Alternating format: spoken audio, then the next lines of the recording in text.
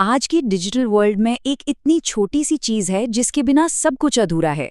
Call करने से लेकर इंटरनेट चलाने तक सच पूछिए तो यही छोटा सा चिप असली सुपर हीरो है।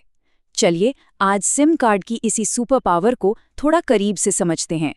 अच्छा, एक मोबाइल फोन का सबसे जरूरी हिस्सा क्या हो सकता है?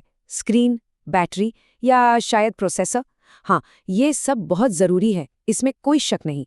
लेकिन एक चीज है जिसके बिना फोन बस एक डिब्बा है, और वही है हमारे आज के इस विश्लेषण का फोकस। जी हाँ, हम बात कर रहे हैं सिम कार्ड की। इसे फ़ोन की जान कहना बिल्कुल भी गलत नहीं होगा। आखिर यही तो वो चीज़ है जो हमारे डिवाइस को पूरी दुनिया से कनेक्ट करती है।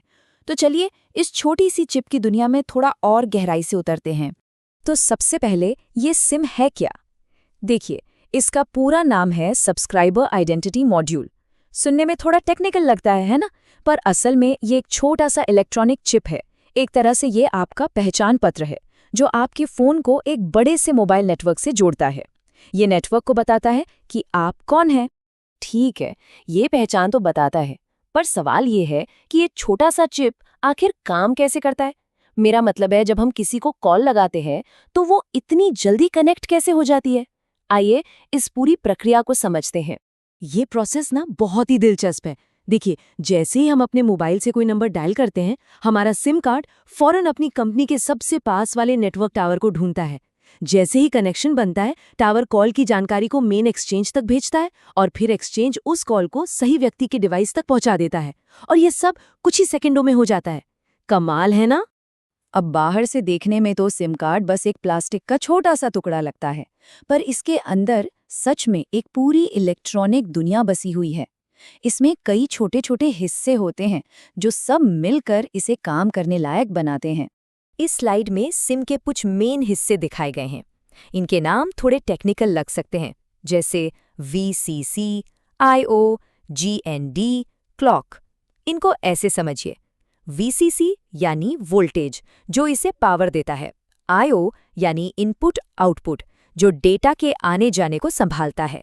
बाकी सारे हिस्से भी उतने ही जरूरी हैं। ये सब मिलकर एक टीम की तरह काम करते हैं ताकि आपका सिम ठीक से फंक्शन कर सके।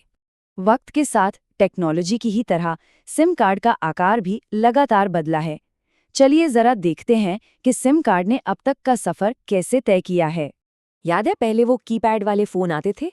उनमें लगता था नॉर्मल सिम, जो साइज में सबसे बड़ा होता था।